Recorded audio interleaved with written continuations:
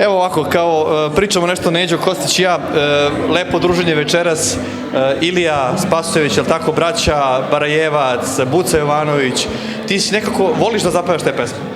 Pa kako ne bi voleo da zapevam, ja sam učenik Buce Jovanovića, 81. godine snimio sam prvu ploču, zašto je tako moralo bude, znači škola Budimira Buce Jovanovića, radio sam sa Bucom 2 singla i 2 LP-a, 2 velike ploče.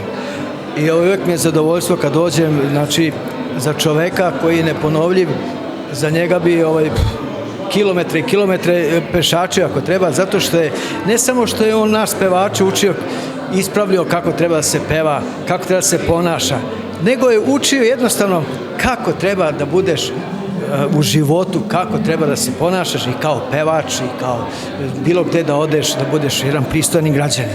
Znači, ako sam ja dobro razumeo, večera sam čuo mnogo lepih reči naravno Buci Jovanoviću, da je on bio jedan veliki učitelj, ne samo pevanja, već i kulturnog ponašanja. Tako. Svaki put nas se učio, ispravljao i govorio kako treba da se ponašamo i da ne klasiramo gledaoce, da li to bila svadba, šator, neki vašar ili veliki koncert. Znači, svi su ti, kaže, gosti koji su došli da slušaju, da li na vašaru, na svadbi ili u velikoj hali, to su svi gosti koji dolaze da slušaju pesmu koju vole. Da, ali danas se neko vreme promenilo, nema više takvih učitelja, sad se sve nešto pretvorilo u lovu, je li tako, interes, Neđo, dođi kod mene, evo ti pesma, ti mi daš pare, čao, zdravo. Znaš kako, to dođe onako, danas se više gleda nego što sluša. Pa dobro, onda znači pevačice bolje prolaze. Pa, naravno. A mi muški mi mora se trudimo da pevamo onako kako je to Buca rekao. Evo, mnogo je pevača prošlo kroz tu njegovu školu i sve jedan postali su velikani. Da.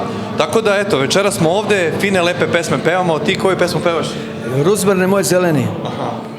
Snimljena 83. godine s Bucom. Eto, znači, koliko je to? 40 godina? Brate, ali smo mladi. Jeste, eto. Hvala ti, Neđo, puno i naravno nastavit ćemo dužem u tvojim i u Bucinim pesmama. Hvala lepo, svako dobro.